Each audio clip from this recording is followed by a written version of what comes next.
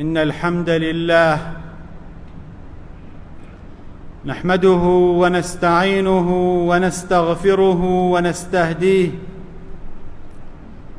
ونعوذ بالله من شرور أنفسنا ومن سيئات أعمالنا وفتن زماننا. من يهده الله فلا مضل له ومن يضلل فلا هادي له، وأشهد أن لا إله إلا الله وحده لا شريك له الكبير المتعال ذو الجلال والعظمة والإكرام، لا إله إلا هو الملك العلام. وأشهد أن سيدنا وإمامنا وقدوتنا محمدًا عبده ورسوله، نشهد أنه بلغ الرسالة وأدى الأمانة ونصح الأمة ومحى الظلمة وجاهد في الله حق جهاده، فصلوات الله وسلامه عليه وعلى آله الأطهار وصحبه البررة الأخيار ومن دعا بدعوتهم وسار بسيرتهم إلى يوم الدين. مسلمانانی بەڕێز و خۆشەویست، سڵاو و ڕەحمەتی خوای پەروەردگار بڕژێ بەسەر هەموو لایەکدا ئینشاء الله. لە کاتی گەرمادا چی بکرێت و چی بوترێت، ناونیشانی وتاری ئەمڕۆمانە بە کورتی. خوای پەروەردگار جەلە جەلالوه یەکێ لە نیعمەتەکانی ئەوەیە ئەم دنیایە ئاڵوگۆڕ پێ دەکات. جاری وا هەیە ئەوەندە ساردا ئامێری ساردکردنەوەدا ئەگرسێنین و ئامێری گەرمکردنەوەدا دەگرسێنین و سەرمامان لە کۆڵکاتەوە. جاری واش هەیە ئەوەندە گەرمە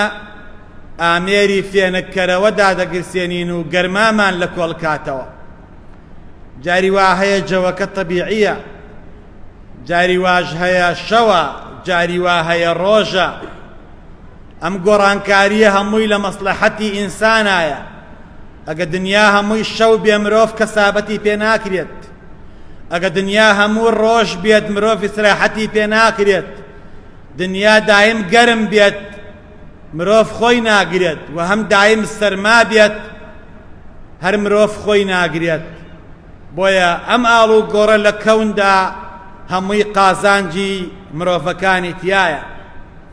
پێغەمبەر صلی الله عليه وسلم فەرمووی: إذا كان الجو شديد الحرارة، ئەگەر کەشوهەوا زۆر گەرم بوو، ئەگەر جەو زۆر گەرم بوو، ألقى الله سمعه وبصره إلى الأرض، خوای پەروەردگار گوێڕا ئەگرێت بۆ خەڵکی سەرزەوی، جوان سەیریانەکات، جوان بیسەری قسەکانیان و هەڵوێستەکانیان و بیسەری کردارەکانیان و بینەریانە. کاتێ خوای پەروەردگار گوێی لێیەتی لە ئەرزاچی ئەگوزەرێت، فإذا قال العبد، ئەگەر ئەو عەبدە لە گەرمای هاوینە پەیوەندی کرد بە ئەڵڵاوە، قال پێغەمبەر صلی الله عليه وسلم فەرمێت ئەو عەبدە وتی: لا إله إلا الله ما أشد حر هذا اليوم، هیچ خوایەک نییە ئیلا ئەڵڵا نەبێ، ئای ئەمڕۆ چەندە گەرمە، چەند ناڕەحەتە، چەند گەرمامانە، چۆن ئارەقەمان کردووەتەوە. ئەو عەبدە کە وتی لا إله إلا الله ما أشد حر هذا اليوم، دوای وتی اللهم أجرني من عذاب جهنم، یا وتی اللهم أجرني من حر جهنم، خوایا بمپارێزی لە گەرمای جەهەنەم، ئەمە گەرمای هاوینە ئاوایە، خوایا ئەبێ گەرمای جەهەنەم و ئاگری جەهەنەم چۆن بێت. کاتێ لەم کاتی گەرمایەدا ئەو عەبدە تعلقی بەست بە ئاسمانەوە، پەیوەندی کرد بە ئەڵڵاوە، قال الله لجهنم خوای رب العالمين فرمي بجهنم أي جهنم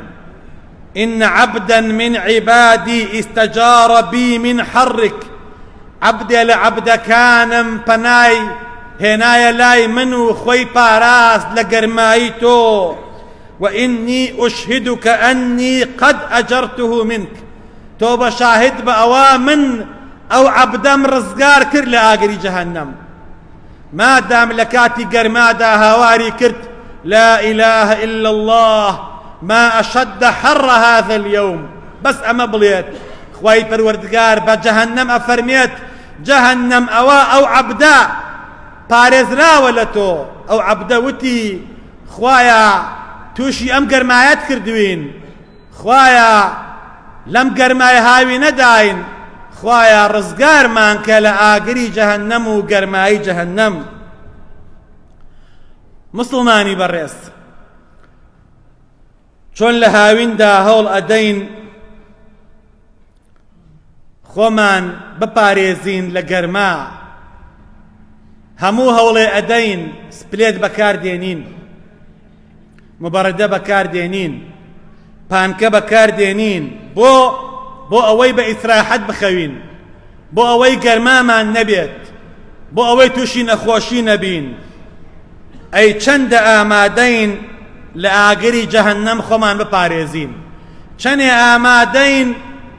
بۆ گەرمای قیامەت خۆمان حازرکەین ئەوە تا هەموو وەسیلەیە ئەگرینە بەر بۆ ئەوەی لە دنیادا گەرمامان نەبێت ئەی چیت ئامادە کردووە بۆ ئەوەی لە قیامەتا گەرمامان نەبێت قل نار جەهەنەم ئەشەد حەڕا پێیان بڵێ ئەی محەممەد صلى الله عليه وسلم ئاگری جەهەنەم زۆر گەرمترە خەڵکینە چۆن خۆتانە پارێزن لە ئاگری دنیا ئاگری جەهەنەم زۆر گەرمترە چۆن خۆتانە پارێزن لە گەرمایی دنیا و لە گەرمایی هاوین ئاگری ئەو دنیا زۆر گەرمترە قوا أنفسكم وأهليكم نارا وقودها الناس والحجارة خوا فەرمێ ئەی ئیمان داران خۆتان و منداڵەکانتان بپارێزن لە گەرمایی ئاگرێک کە بە ئینسانەکان و بەردەکان هەڵ ئەگرسێ ئەو ئاگرە چۆن خۆتانە پارێزن لە گەرمای هاوین لە ئاگری هاوین خۆتان پارێزن لە گەرمای قیامەتیش مناڵە شیرەخۆرەکەت گەرمای بێت چۆن هەوڵی بۆ ئەدەیت بۆ ئەوەی بە فێنکی بخەوێت هەموو وەسیلەیە بەکارێنی ئەی ئەو مناڵەت ئەو کچەت ئەو کوڕەت چۆن ئەپارێزیت لە ئاگری جەهەنەم چی فێرەکەیت بۆیە بەڕاستی مسڵمانەکان نیعمەتەکانی خوای پەروەردگار زۆرن بەسەرمانەوە پێویستە مسڵمان ئاگای لە نیعمەتەکان بێت بە فرسەتی ئەزانم لەم وتارەدا ئاماژێ بکەم بۆ ئەو کەسانەی کە لە ماڵەوە خوای پەروەردگار نیعمەتی بیری پێیاون نیعمەتێکی پێیاون کە ئەویش بیرە لەم بێ ئاوی و بێژیانیەدا یارمەتی دراوسەکانیان بدەن یارمەتی فەقیر و هەژاران بدەن خوا ڕازی نابێ پشیلەیە تینوکەیت خوا ڕازی نابێ گیاندارێ تینوکەیت لەبەر تینوکردنی و برسیکردنی پشیلەیەک خوا ئافرەتێکی خستە ناو جەهەنەمەوە فەرموودەی بوخاری موسلیمە تۆی دراوسێ بیرت هەیە خوا چۆن قبوڵی دەکات بیرت هەبێت و دراوسێکەت بێ ئاو بێت خوا قبوڵی ناکات مسلمانەکان پێغەمبەر صلی الله عليه وسلم فەرمووی الناس شركاء في ثلاث خەڵکی لە سێشتا شەریکن الماء والنار والعشب یان والكلأ ئاو ئاگر لە وەرگا خەڵکی لەم سێشتا شەریکن ئێستا ئاگرەکە کارەبایە ئێمە لەم وڵاتەیە کێشەی کارەبا و کێشەی ئاومان هەیە کە دڵنیابن ئەتوان لە ماوەی مانگێکە کێشەی کارەبا لە وڵاتەیە حەل بێت بەڵام بە ئەنقەز ناکرێت بەدەستی ئەنقەز ناکرێت خۆیان نایکەن هیچ وڵاتێک کێشەی ئاو کارەبای نییە ئێمەی نەبێت ئێمە چی بکەین ئێمە با عوسمان ئاسا بین ئێمە با وەکو حەزرەتی عوسمان بین کێ ئەیەوێ بەهەشت بۆ خۆی بکڕێت لەم هاوینەدا با نەیەڵێ دراوسێکەی بێ ئاو بێت مزەخە چییە سوتا بیکڕەوە هەتا ئاوی بیرتیایە دەربێنی زیاتر خوا بەرەکەتی تێخا بیرێک هەبوو لە مەدینە ناوی بیری ڕۆمە بوو ئەم بیری ڕۆمە هی کابرایەکی جوولەکە بوو کاتێ سەحابەکان لە مەککەوە کۆچیان کرد بۆ مەدینە ئەم جوولەکەیە بە پارە ئاوەکەی ئەدا بە سەحابە دۆڵچەیە ئاو بە دیرهەمێک پێغەمبەر صلی الله عليه وسلم فەرمووی هەر کەسێ بیری ڕۆمە بکرێت وەقفی کا بە موسڵمانان خوا ئەیخاتە بەهەشتەوە عوسمانی کوڕی عەفان ئەمەی بیست ڕای کرد بۆ لای خاوەنبیر بۆ لای کابرای جوولەکە وتی بە چەند ئەیفرۆشی وتی نایفرۆشم وتی بە هەر نرخێ بێ لێ دەکڕم بە نرخێکی زۆر گران لێ کڕی زیاد لە نرخەکەی خۆی چۆ خزمەتی پێغەمبەر صلی الله عليه وسلم فەرمووی ئەی پێغەمبەری خوا صلی الله عليه وسلم ئەوا بیری ڕۆمەم کڕی و هەدیەم کرد بە مسڵمانان وەقفی مسڵمانان بێت پێغەمبەر صلی الله عليه وسلم لە خۆشیە زۆر دڵی گەشایەوە زۆر دڵی خۆش بوو فەرمووی لەمەولا عوسمان نوێژ نەکا ڕۆژوو نەگرێ حەج نەکا خوا هەر ئەیخاتە بەهەشتەوە تۆ بێی ئاو ئاوەدانی خەیتە ماڵێکەوە کەم نییە مسڵمانان لەم وڵاتی ئێمەدا چوارشت زۆر زۆرن و زۆر پێویستیشن بەڵام نرخیان نازانین ئەم چوارشتە زۆر زۆرن و زۆر پێویستیشن بەڵام نرخیان نازانین یەکەم ئاو دووهەم خوێ سێهەم ئارد چوارەم مەلا ئەم چوارشتە زۆر پێویستی کۆمەڵگان بەڵام نرخیان نازانین هەتاوەکو لامان نەمێنن وەرە مردوێک و لێ بمرێت و مەلا لەوێ نەبێت بتەوێ ژنێ مارەکەی مەلا لەوێ نەبێت کێشەیەکت هەبێ مەلا لەوێ نەبێت ئەو کاتە بیخەرە پێش چاوی خۆت ئەم ئاردە جوانە زۆر پێویستی ئێمەیە ئەو گەنمە جوانە ئەکرێ بە ئارد بەڵام بەبینی ئاردی بایعەکەمان نانی لێ نایەت بۆ چونکە ئەوانەی سەرپەرشتی ئاردەکەمان دەکەن بێویژدانن وجدانیان نییە وجدانیان مردووە وەرە بچۆ بۆ نانەوایەک هەژنان بکڕە هەژنان بە 1000 دینار بەر لەوەی ئەو نانە سارد بکەیتەوە بیخە ناو کیسەکەەوە بیخە ناو نایلۆنەکەوە ئەو نانە ناخورێ ئەبێ بە هەویر بۆ چونکە گەرمە ئەبێ ساردی کەیتەوە فێنکی کەیتەوە جا بیخەتە ناو نایلۆنەکەوە ئەم ئاردە ئەم خەڵکە نامەردە کاتێ ئەیکا بە ئاشەکەیە نایەڵێ سارد بێتەوە هەر بە گەرمی خەتە ناو کیسەکەەوە ڕق ئەبێ ئەبێ بە کڵۆ سپێتێدا ئەسووتێت نانی لێ نایە ئاردی بایعەکە گینا گەنمێکی جوانە خۆیان وای لێەکەن بەدەستی ئەنقەست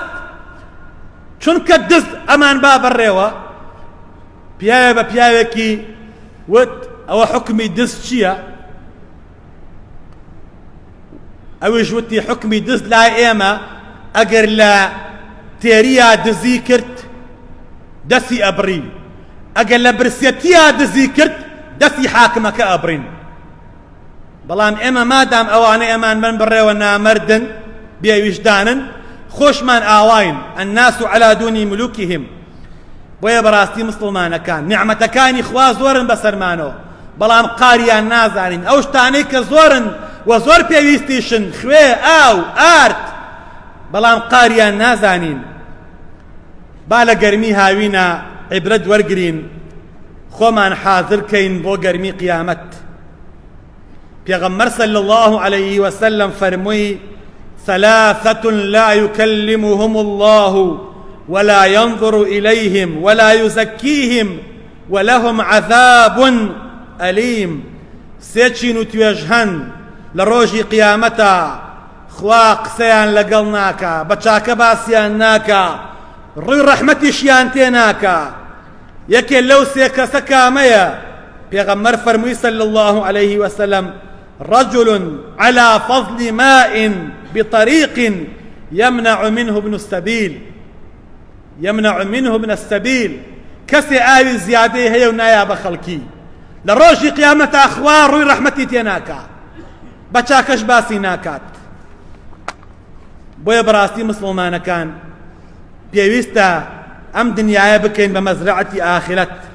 بيويستا بهوي نعمتك وأخوا بيي بخشيوين قيامت بكرين ولم قرم يدا آقامان لخومان بيت نخوشيك بلاو بوتوا پێوترێ نەخۆشی خوێن بەربوون ئەو نەخۆشیە لە شارێکی عێراقا ناوی نابم تۆمار کراوە. نەخۆشیەکە نەفرێ توش بوو ملیۆنە نەفەر توشەکات. ئەو کەسەی بۆ نەخۆشیە ئەمرێ ئەبێ قەبرەکەی 8 مەتر قوڵ بێت. ئەو کەسانەی کە ئەسپەردەی دەکەن ئەبێ کەمامە لە دەموچاوکەن و قیناع بکەن و بە هەموو شێوەیە خۆیان داپۆشن و دیتۆڵ و دەرمان بەکار بێنن جابی شارنەوە، چونکە لە ناو قەبرەکەشا نەخۆشیەکەوە باە بڵاوی بێتێتە دەرەوە. بۆیە پێویستە خۆمان و ماڵ مناڵەکانمان بپارێزین لە نەخۆشی و ناخۆشی. ئیسلامی پیرۆز دینی سیحەتە، دین و پاک و خاوێنیە، دینی جوانیە. خوای پەروەردگار لەبەر خاتری تۆ لەم گەرمیەدا لەم ماڵەی تۆدا عیبادەت دەکەین. خوایە بمان پارێزی لە ئاگری جەهەنەم، بمان پارێزی لە ئاگری ڕۆژی مەحشەر، لە گەرمای ڕۆژی مەحشەر. خوایە گیان لە گوناحمان خۆش بیت، خوایە تاعەتمان قبوڵ کەیت، خوایە بەزەی و بە حاڵمان ئابێتەوە،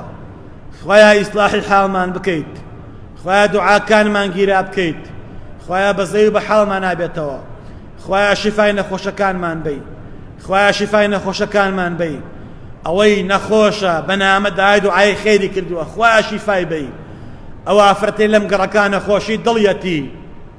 نەخۆشی سەریەتی، خوایە شیفای بەی، بەزەی و بە حاڵی ئابێتەوە، خوایە شیفای نەخۆشی ئومەتی پێغەمبەر بەی.